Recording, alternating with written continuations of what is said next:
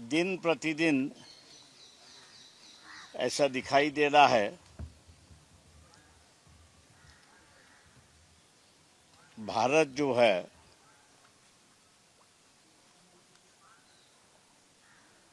उसकी कोई नीतियां नहीं है और कोई भी आके उसको ब्लैकमेल कर रहा है, ऐसी एक परिस्थिति है। कल बम्बई में काफ़ी एनजीओ और सोशल ऑर्गेनाइजेशन जो है उनके साथ में एक बैठक है और वहाँ स्टीन फाइल से लेके ट्रम्प के साथ में जो एग्रीमेंट हुआ है और आर्मी चीफ की किताब में जो बयान उन्होंने किया उस पर मेरे ख्याल से चर्चा होगी। लेकिन फिलहाल एक इशू है जो मैं समझता हूं कि सबसे अहम इशू है। सिंदूर के वक्त राफेल इस्तेमाल किए गए थे, लेकिन राफेल को गिराया भी गया, ये भी बात सही है। गिराने की वजह जो है वो कोई अनट्रेन कैप्टन या लड़ाकू विमान ऐसी नहीं है, लेकिन उसका जो कोड है वो कोड शेयर करने में फ्रांस राजी नहीं था और वो कोड ना शेयर करने की वजह से राडार की जो रेंज है वो राडार की रेंज कम थी और इसलिए दुश्मन के जो विमान थे, हवाई जहाज थे, उस राडार के बाहर से राफेल को देख सकते थे और वहीं पे उन्होंने उनको गिरा दिया। ऐसी एक परिस्थिति है। दोबारा जो है भारत जो है फ्रांस के साथ 114 राफेल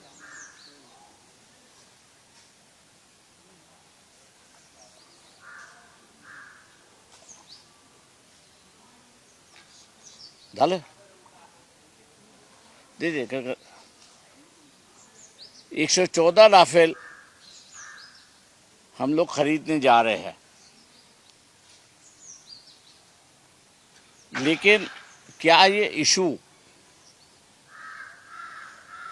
रडार का रेंज का जो इशू है ये और उसकी जो कोई तकनीकी मालूमात है ये रिजॉल्व हुआ क्या, इसके बारे में मेरे ख्याल से कोई बयान सरकार की तरफ से आया नहीं है। दूसरा ये है, ये राफेल जो है HAL इसको बनाएगा या अनिल अंबानी के कंपनी जिसका नाम स्टीन फाइल में आ चुका है वो बनाएंगे। तीसरे सबसे अहम बड़ी बात है कि तेजस की जो कावेरी की इंजन है उसको लेके समस्या है और इसलिए हम लोग जो है अमेरिका से इंजन खरीद कर तेजस में लगा रहे, ऐसी एक परिस्थिति है। लेकिन रशिया ने Su-57 उसकी पूरी टेक्नोलॉजी ट्रांसफ़र करने की बात कही है, भारत में मैन्युफैक्चर करने की बात वहाँ पर हुई है।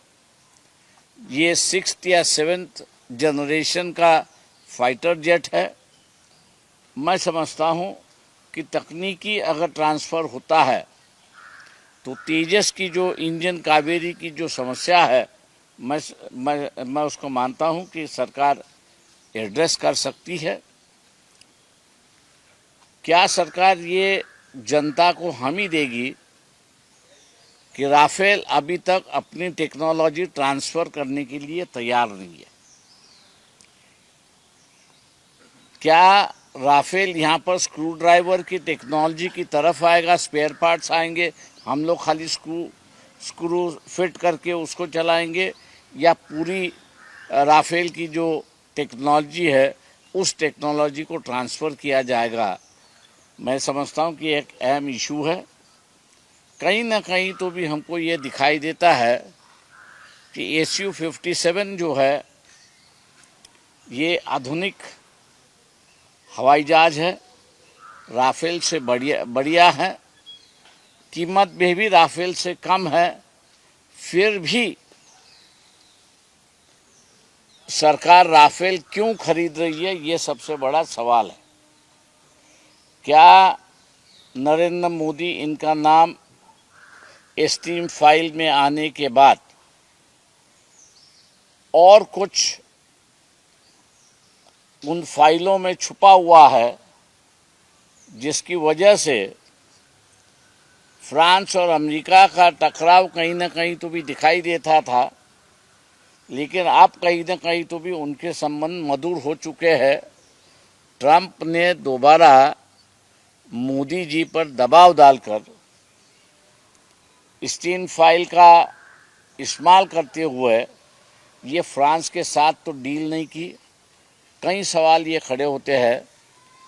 ये मैं मान के चलता हूँ कि लीडर ऑफ द ऑपोजिशन जो है, सत्ता में बैठे हुए पक्ष जो है, इन्होंने इस मामले को उठाना चाहिए था, लेकिन कहीं ना कहीं तो भी सभी राजनीतिक दल जो है चुप बैठे हुए हैं। इसलिए वंचित बहुजन आघाड़ी ने इस इशू की चर्चा जो है वो सामने ले आया है। रिटायर्ड जितने एयर मार्शल्स हैं, एयरफोर्स के चीफ है, हम लोग उनसे अपील करते हैं कि उन्होंने अपनी राय राफेल या SU-57 इस पर मेरे ख्याल से देनी चाहिए, ताकि आम जनता जो है वो इस बात से आगाह हो कि ये सरकार भी ब्लैकमेलिंग की सरकार हो चुकी है। ऐसी एक परिस्थिति है। आप पूछिए अभी। हाच विषय जो आहे राफेल आणि या सगळ्या एस्टीन फाईल्सचा, हा फक्त मराठीत एकदा क्लिअर करा, कारण यावरती बोलायला आता कोणी तयार नाही. एस्टीन फाईल्समध्ये अनेकांची नावं आली, राफेलच्या डीलमध्ये मुद्दे तुम्ही बाहेर काढता. क्या उन बातों पर जो है वो कल चर्चा होगी बैठक में, और उस चर्चा के बाद मेरे ख्याल से वहाँ अगर प्रेस कॉन्फ्रेंस होती है तो वहाँ पर हम लोग पूरी चर्चा जो हुई है उसका विवरण लोगों के सामने ले आएंगे। सर, आपने सिंदूर के बारे में कहा था कि कोई कोड था राफेल का जो उन्होंने दिया नहीं है, इसकी कौन सी जानकारी है और क्या वो कोड काम करता है? ठीक है, ये कोड जो है रडार से संबंधित है, इतनी हमको जानकारी है। इसका दायरा अगर बढ़ाना है तो कोड इस्तेमाल करके इसका दायरा बढ़ा सकते हैं। ये दायरा ना बढ़ने की वजह से जो है राफेल गिराया गया, ऐसी जो इंटरनेशनल मैगजीन्स है उनमें ये खबर आ चुकी है, और इसलिए दोबारा राफेल जो है इस्तेमाल नहीं किए गए। जैगुआर और दूसरे जो विमान हैं उनको इस्तेमाल किया गया है। सर, ये राफेल के या खरेदीवरनं कुठंतरी पंतप्रधान हे ट्रम्पच्या घरच्याखाली काम करतात किंवा त्यांचा प्रेशर. मैंने वही कहा कि भैया ये जो डील है, जब रशिया का इतना अच्छा डील आपके पास होने के बाद भी आप राफेल को क्यों पसंद कर रहे हो, जब सिंदूर के वॉर में वो आपको कोड देने के लिए तैयार नहीं है। तो ये 114 खरीदने के बाद आपके पास कोड आएगा या नहीं आएगा, इसका खुलासा होना जरूरी है, ऐसा मैं मान के चलता हूँ। सर, ऑफसेट मेकिंग का जो कॉन्ट्रैक्ट है अनिल अंबानी को दिया गया था, तो वो कैंसिल करना चाहिए, और या ऐसे आपकी मांग है, या फिर ये 114 राफेल का डील कैंसिल होगा?